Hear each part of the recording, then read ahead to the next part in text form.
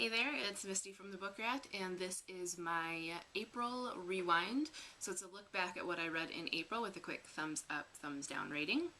April was a slightly off, kind of weird month for me, in which I would fly through something and then get stuck in something and just couldn't seem to figure out which books I wanted to go with, and I have way too much in my stack right now, which is probably part of the problem. So April's a little bit of a catch-all. First up, I read The Secret of Ella and Micah by Jessica Sorensen.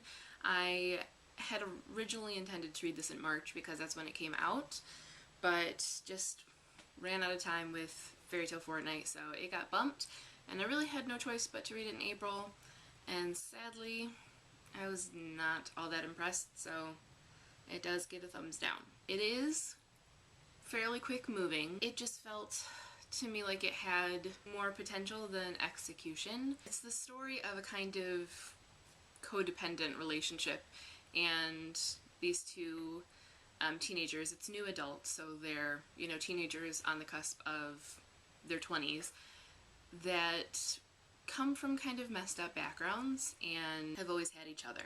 And I think there was potential to really explore the messed up backgrounds and the codependency and whether or not they're really even good for each other, but instead it was just this very angsty, I don't want to be with you but I can't stay away type of thing, and it just got old. I never really bought the chemistry between them because we're not given any kind of build-up. We're just basically told, well, they've always been friends, and even though there's been this sort of separation where Ella just left, they come back together and sort of pick right up where things left off, and you're not given a chance to really get to know either of them or get to know the relationship. Not in a way that you really ever feel like you're getting to watch something develop.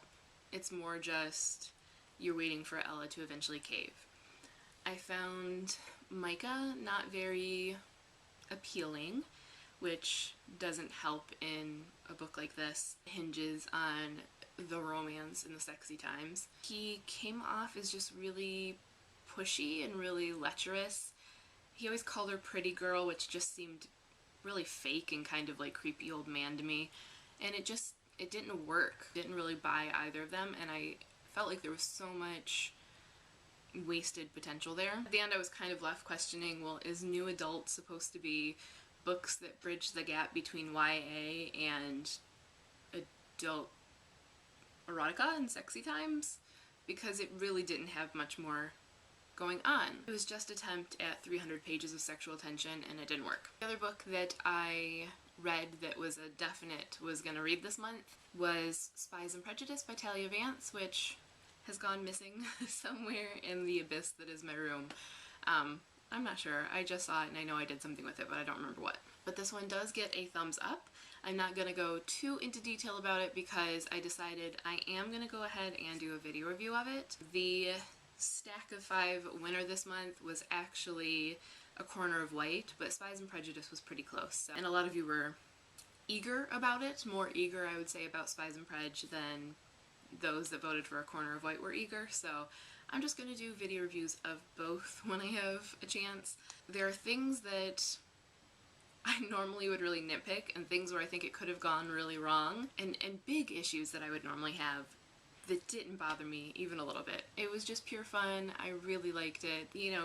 Woulda, coulda, shoulda, but it just completely amused me. For those of you that didn't watch the TBR last month, basically the sort of Pride and Prejudice meets Veronica Mars mashup, and if you're only a fan of one or the other, either Jane Austen or that sort of modern feisty spy kid type thing, maybe it won't work for you because it might seem like it's too much of the one or too much of the other and they're just discordant.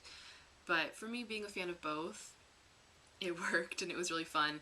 And the things that I normally would have a problem with saying, well, that is not Pride and Prejudice at all, was Veronica Marsy and vice versa. And so the way the two kind of fit together was interesting to me. Not always the best things were emphasized, I think, but it still managed to be really fun, and I'm eager to see where Talia goes from here.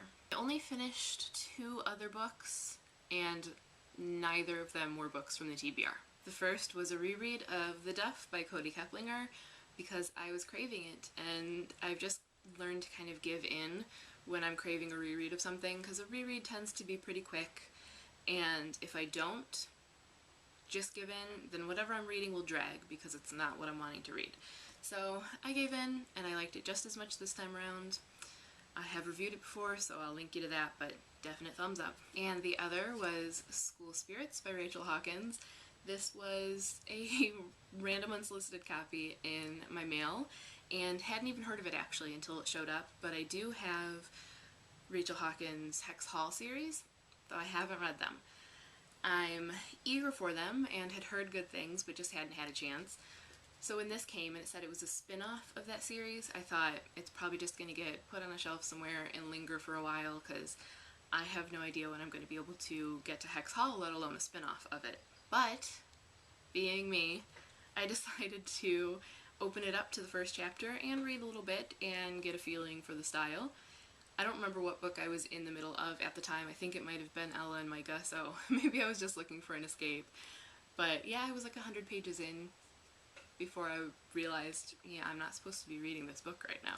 So I just went with it. My review is already up, but clearly it gets a thumbs up. I wouldn't say that it's necessarily the most original or most memorable thing I've ever read, but it doesn't matter. It's just pure fun. It's really engaging. It's a really good funk breaker book.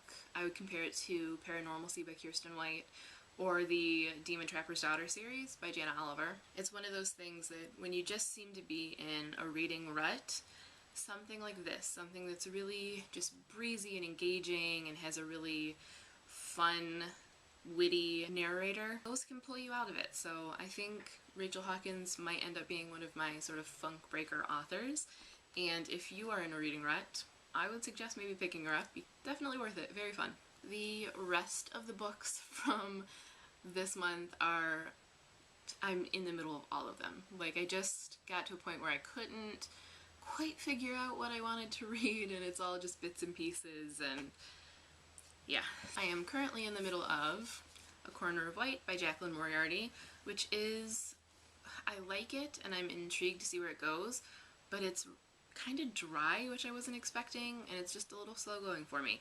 I'm at a point where I think it's starting to pick up and we're past that sort of introductory phase, but I love magical realism, and it can be one of those things where it either pulls you along and you're totally in it, or it can be really out there and a little off, and so it takes you longer to get into it, and so far this is one of those. It doesn't mean it's going to be bad or that I'm not going to like it, because I do like it so far, but it's just not moving at the pace that I would like, and I have a feeling it's going to be one of those books that I pick up and read bits and pieces of as I read other things until I'm done. I also started First Impressions and was liking this, but there just wasn't enough conflict for me, and so it wasn't quite what I was in the mood for, and maybe it will have more conflict later on, but it wasn't quite what I was feeling. Nothing against the book, but I just am in one of those moods where I can't make up my mind, and so it got put to the side. Nothing Can Possibly Go Wrong, which I just started, so nothing against this book. Just came in the mail the other day, so I haven't had a chance really to get into it, but I did, pick it up and start reading it to kind of get a feel for the style, and it did grab me right off the bat, and I will probably have it done soon, but I'm not quite done with it yet. And The Savage Blue by Zoraida Cordova. This is another one that just came, and since it comes out at the beginning of May, and since I am part of the blog tour, which that post is already up, I needed to jump right in, but I am almost done with it. I'm about 2/3 of the way done with it and loving it so far, so review of this will be up soon, but I'm gonna go ahead and say it's probably gonna be a thumbs up. It'd have to take a real nosedive at the end for me to not like it, and I don't imagine that happening. And in all honesty, there are probably a couple more books lingering around here that I'm also in the middle of, because I just kept picking up and putting down, so it was one of those months. So that was all for me for April. Definitely let me know what you think of the books that I read or quasi-read in April, if you like them or don't, if you want to read them and all of that. If you do your own April wrap-up or rewind, leave it as a video response and I will check it out. Happy reading!